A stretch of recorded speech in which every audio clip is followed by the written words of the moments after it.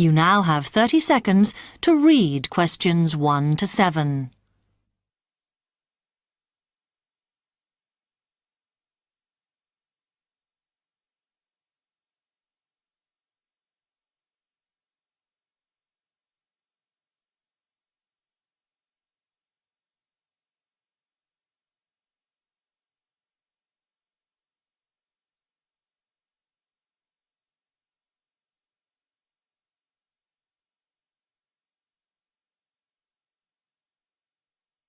Hi, I've come to ask about the English courses you run for international students. Oh, right. I assume you're a student at the university. Yes, I've just started. Okay. Well, we've got a range of courses. It depends what you think you need and how much. We can't run everything at the same time, though. So, for example, in this first term, we are just doing a writing course. I see. That sounds quite useful. What else is there? Some of the courses only run for single terms, and we tend to focus on what students have difficulty with. That means we don't usually do speaking courses, but next term you can do listening. Oh. That'll help you with lectures and things. Our provision is all based on what the majority of our international students need. So is everything term-based? There's nothing that you run all year? Well, let's have a look. Yes, there is a class for vocabulary and grammar every term. That's for everybody, but it's split into 3 or 4 levels. And what about in the holidays? We don't do anything during the winter or spring break. Oh. But over the summer, there's just general classes because that's what most students want. A bit of everything. Okay, quite a variety then. I'll have a think about what I really need because I haven't got much time. Do you have about 20 students in each class, the same as our science seminars? We try to keep it at about 12 and certainly not more than 15. It's important for language classes. They're very different from your normal courses. Right. And how much are the classes? The rate varies depending on how many hours you attend, but you shouldn't have to pay. Usually, the department will fund you and even sort out which classes you need. Brilliant. It would be quite useful for me to have a certificate to take back to my country. Do you put us in for exams? Yes, but we don't like them to clash with your main course exams in June, so we run them in May. Oh. That leaves you time for revision. Do I have to sign up for something now? I'm not quite sure what I want. Classes haven't quite started yet, so you've got time to decide what you do. All we insist is that you sign up before week 5. That gives you about 3 weeks to decide. Okay. You now have 15 seconds to read questions 8 to 10.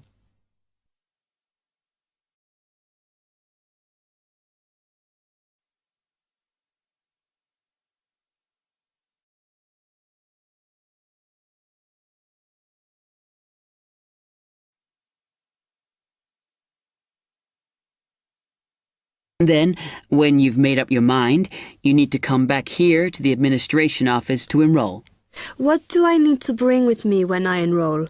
My identity card, I guess. Yes, or your passport. Then you'll be given a registration form, which you'll have to show to the teacher when you have your first class. Okay. And should I ask my tutor about which classes I should do then? Yes. Then you get a note from him and give that to the desk when you register. Can I use the computers here as well? Yes. You'll be given a password when you go to your first class. So remember to bring a disk with you to save your work on, as you won't be allowed to save it on the hard drive. Okay. Will I need anything else? Dictionary? We've got loads of those here that you can borrow. But you'll need a notebook as we don't provide paper or files. Okay. Thanks. That is the end of part 1.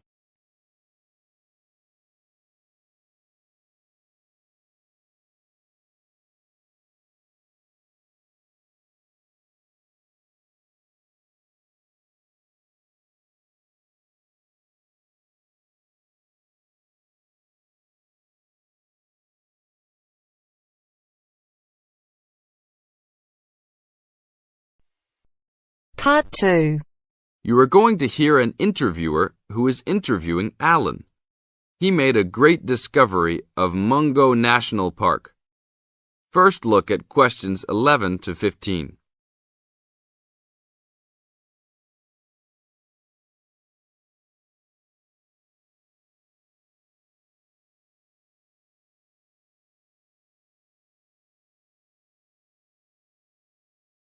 As you listen to the first part of the interview, answer questions 11 to 15.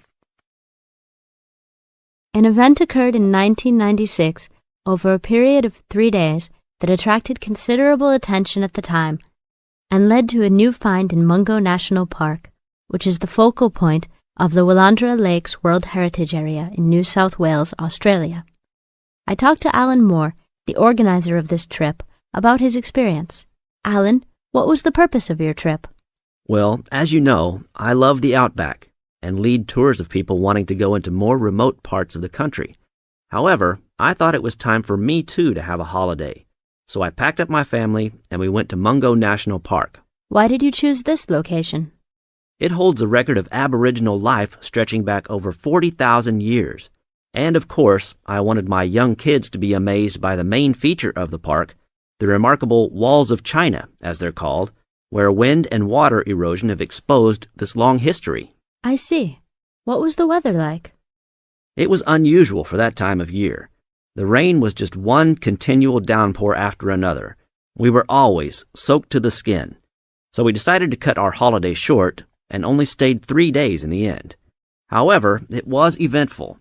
The obvious problem was to get back to the nearest town, a small place called Burunga. But the dirt roads out there are always impassable after rain, so we settled down for a long, wet wait in the park. We didn't really mind because the scenery was so interesting. However, the kids wandered away without our noticing, and eventually we realized they must be lost. So we used our two-way radio to contact the park rangers and the police, and a helicopter was sent. Luckily, the kids were found within a few hours, but they'd made an important discovery. Now look at questions 16 to 20.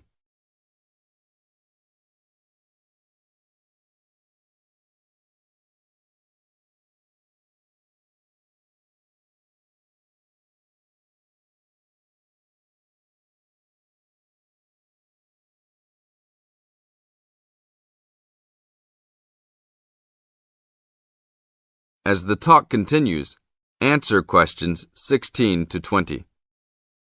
So, the trip was also eventful for another reason, wasn't it? Yes. They led us to some ancient Aboriginal art. The kids had taken shelter in a very small, low cave that was difficult to see from the outside. We were lucky to have another family camping in our location. When they heard us calling the kids, they immediately helped us search for them, and as the hours went by, they also provided us with much-needed support and encouragement. We really appreciated their help, and as we were already soaked through after looking for the kids for a couple of hours, they even made sure we had enough dry clothes to wear. The park ranger managed to get through to us to lead the search, and when the helicopter pilot notified us by two-way radio that he'd seen the children but was unable to land nearby, we were able to eventually find them very excited about what was in their little cave. And what did you think of their cave? Well, after squeezing in, I must say I was impressed, and managed to take a few photos of it before we left. There were many faint markings and dots on the wall. It was difficult to tell what they represented because they were so small, but people from the museum who have since visited there said the markings were similar to some other findings in the area, and later confirmed they were very old. Although it's now a protected site, the children like to call it their cave, and are allowed to visit it when a ranger can go with them. Thank you, Alan. If you go to Mungo National Park, you can see the entrance to the cave and some of Alan's photos at the ranger's station. Alan continues to lead tour groups in the outback, and if you want further information...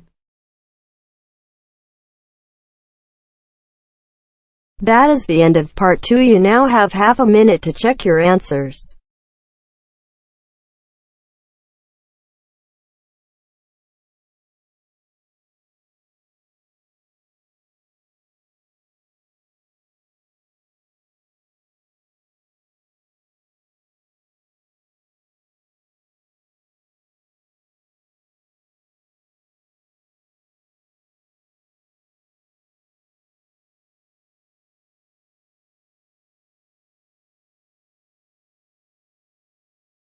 Now turns to part 3.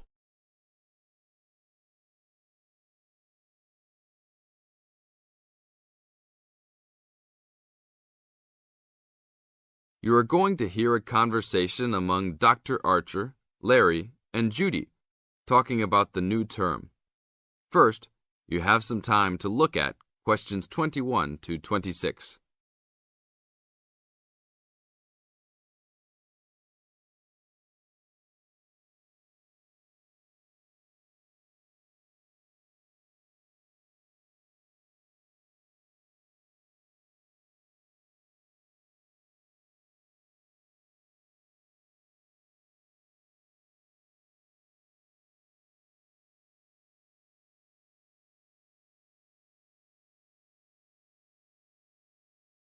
Now listen carefully to the first part of the conversation and complete the notes and table below.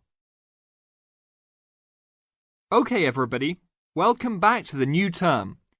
I hope you've all had a good break and that you're keen to start on your research project. What I'd like to do this morning is to give you a chance to ask questions about the project, requirements, ways of approach, how to get help if you need it. Today is informal. It may be already written on paper, but it's nice to have an opportunity to have it confirmed. So, any questions? Dr. Archer, is there a confirmed due date yet to hand it in? Yes, I can now confirm that it's 16th of July, not 15th as first advised. Okay? And what about the word limit?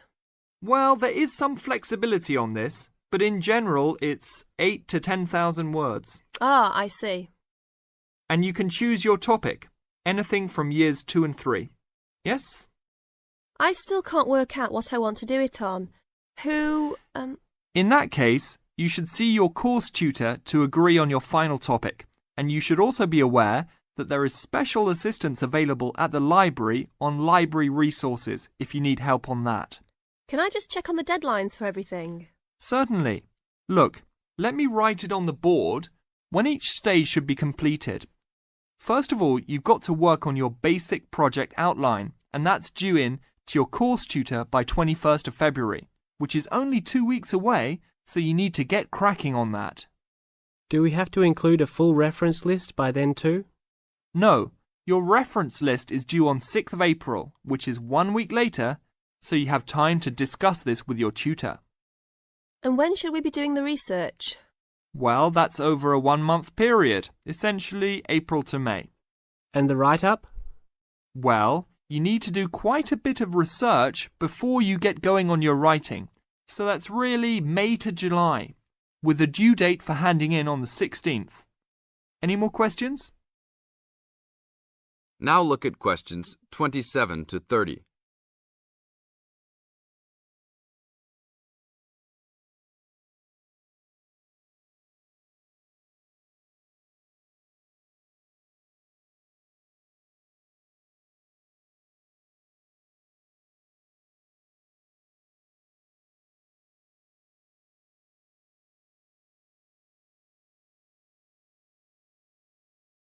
Listen to the second part of the talk and match A, B, or C with questions 27 to 30.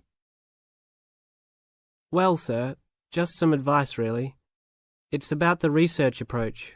Would you advise us to use some case studies?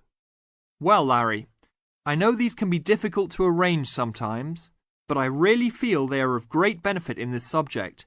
You can always talk to your tutor if you're having difficulty. Yes? I've looked over some previous research projects that are in the library. Is that a good idea, sir? I heard... Okay. I don't think you should go through them in detail, especially at this early stage, or you might end up being influenced by them more than you realise. But yes, it really is about the best guide you can have to what's required to what's expected in this type of project. Sorry, Judy, I butted in on you. That's all right. It's just that I noticed one project was a joint one. They worked together as a pair. Is that a good idea? Yes, I remember that paper. Working in a pair can have some advantages, but to be frank, this is meant to be an individual project, so it's best to work on your own. About using subjects, is it okay if we use family members? Your own relatives? I don't see why not. They probably offer some advantages in terms of availability, although you need to guard against possible effects on your research outcomes. So, you can if you want. Perhaps you should discuss this with your tutor if you plan to use relatives, so you can approach it in the best way. Okay, thanks. Okay then. Well, I hope we've been able to sort out a few things. You're welcome to see me at any time, or drop me a note if you have any more queries. Fine, thanks. That is the end of part 3. Now you have half a minute to check your answers.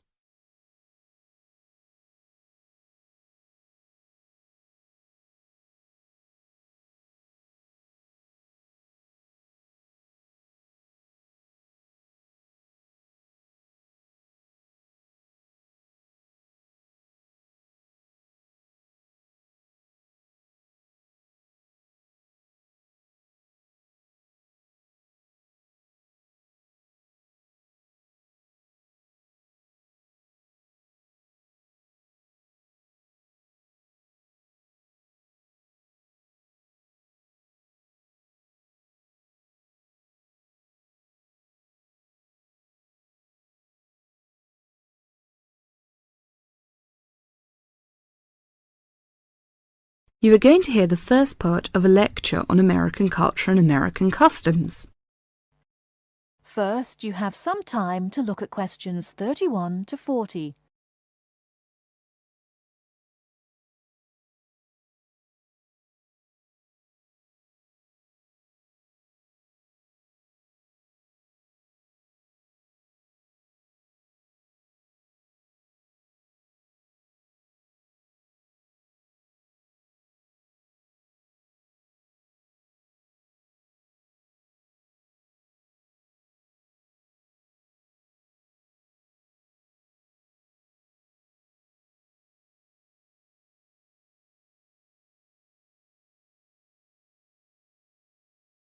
Now, listen carefully and answer questions 31 to 40.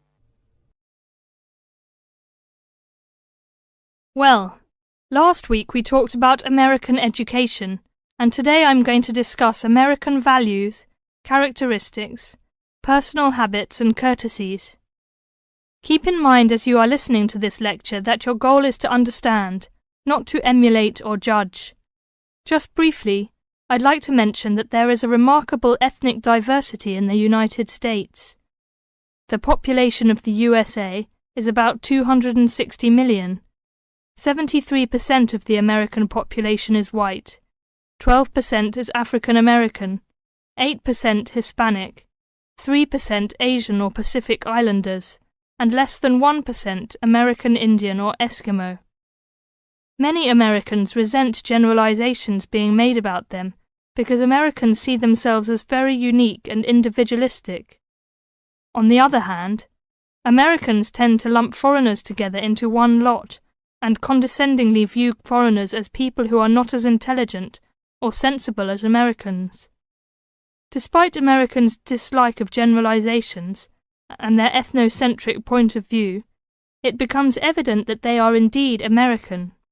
Americans value individualism, independence, informality, directness, punctuality, achievement, and competition. Individualism is probably the most highly esteemed value in the American culture and an important key to understanding American behavior. In the historical development of the country, individuality was crucial for survival.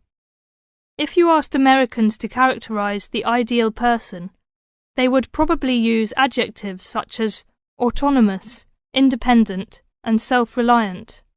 Persons tend to be viewed as individuals rather than as representatives of a family or a group. Here are some examples of how this value affects behaviors. 1. If a group of friends go to a restaurant, everyone wants to pay their own way. In other words, they want to have separate checks and not be someone's guest. 2. In friendships, which seem to initially develop more quickly in the US than in other cultures, the Americans may feel uncomfortable if you give them more help than they need. This is a tendency to draw back and see dependency as weakness. In some ways, the stress on the individual rather than the family or group has led to a more informal society. Sometimes this lack of formality is viewed by members of other cultures as a sign of lack of respect. But that is not the intention in the American value system. This informality is even more predominant on the university campus than in other segments of society. Some ways in which you might see this value expressed in behaviours are: 1. You will generally be on a first-name basis with other students, in spite of any age differences. 2. Dress is very informal on campus. 3. Language is informal and sometimes confusing.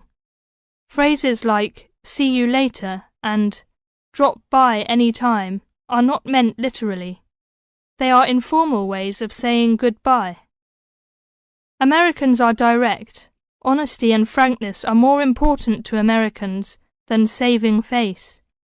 They may bring up impolite conversation topics which you may find embarrassing, too controversial or even offensive. Americans are quick to get to the point and do not spend much time on formal social amenities. This directness encourages Americans to talk over disagreements and to try to patch up misunderstandings themselves, rather than ask a third party to mediate disputes. It is particularly interesting to see what behaviours have culturally become associated with straightforwardness. 1. A firm handshake somehow has come to be interpreted as a sign of sincerity. 2. Looking at a person when you speak to him or her gives an indication of honesty. 3. In a question of honesty versus politeness, honesty wins. It is considered better to refuse graciously than to accept an invitation and not go. 4. You will be taken at your word. If you refuse food the first time it is offered, to be polite, it may not be offered again. An American will not know that your initial refusal is politeness. Great value is attached to time in the US.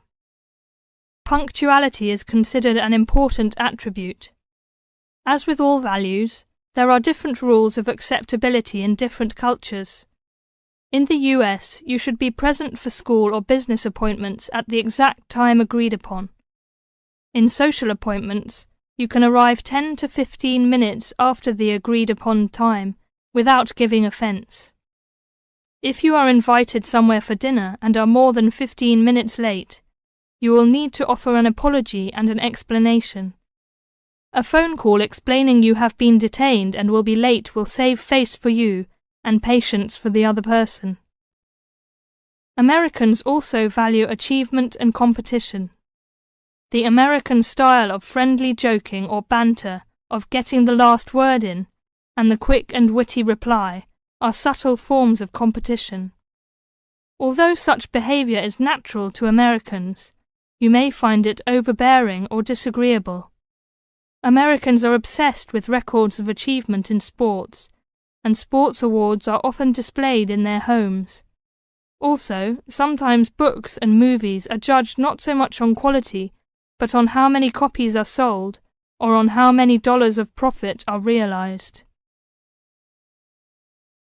That is the end of part 4. You now have half a minute to check your answers.